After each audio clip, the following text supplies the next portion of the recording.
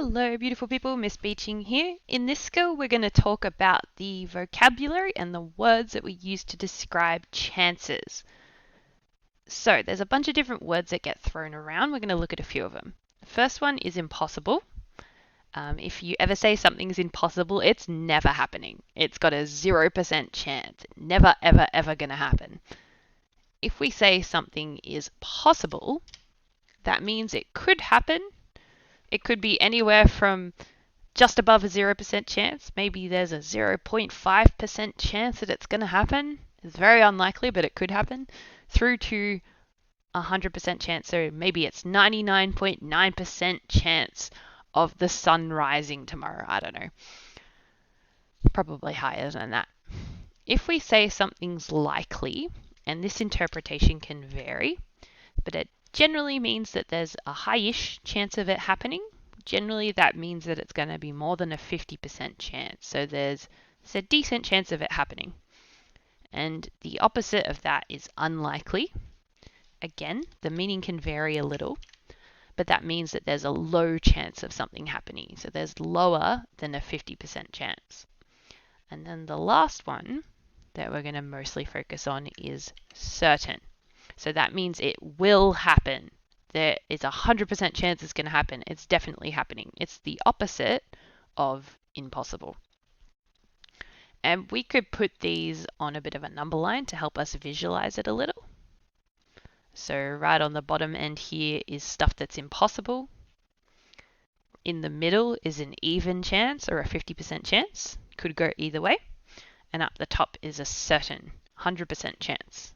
And so this section here is the stuff that's likely. This stuff here is the stuff that's unlikely. And some textbooks and some people like to segment it further like this. You can really spread it out with saying like, okay, here's our different types of unlikely. We've got unlikely, very unlikely, highly unlikely, somewhat unlikely.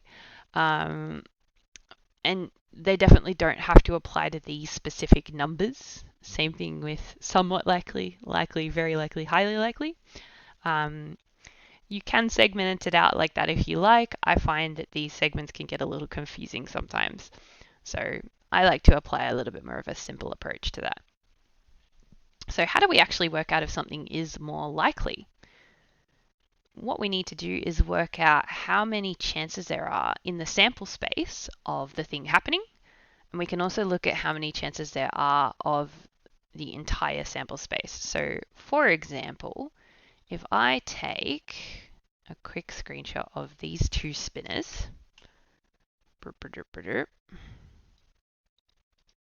so if I take these two spinners and I say, all right, which one is more likely to land on red? Have a think about which one you think is more likely to land on red.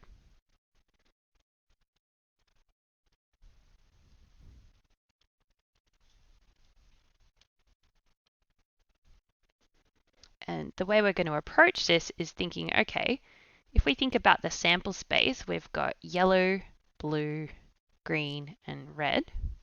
That doesn't really help us much because each of them, there's 4 of them, red is one of them. That doesn't help us decide which one is more likely.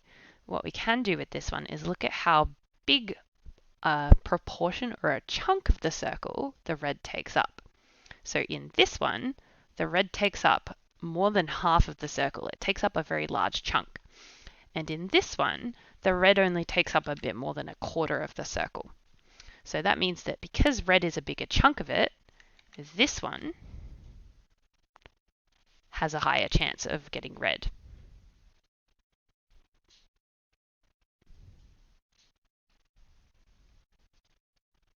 Because there's just a bigger proportion of that circle that is red. Okay, let's apply this to a different one. This time, we're going to look at 2 dice. So we've got a 10-sided dice here. It's got 10 sides. And we've got an 8-sided dice here. And it says, which die are you more likely to roll a 2 with? So 2 is just one of the outcomes on these dice. If we list them, this one's got 1, 2, 3, 4, 5, 6, 7, 8, 9, 10. And this one has 1, 2, 3, 4, 5, 6, 7, 8. There's 8 sides on an 8-sided die, 10 sides on a 10-sided die. And you'll notice that here's 2. This is the one we're interested in. Both of them have the same amount of 2s. So then you might think, well, how are we going to work out which one's more likely? In this case, if they've both got the same amount of outcomes here that are the one you're interested in, we can look at how many there are total.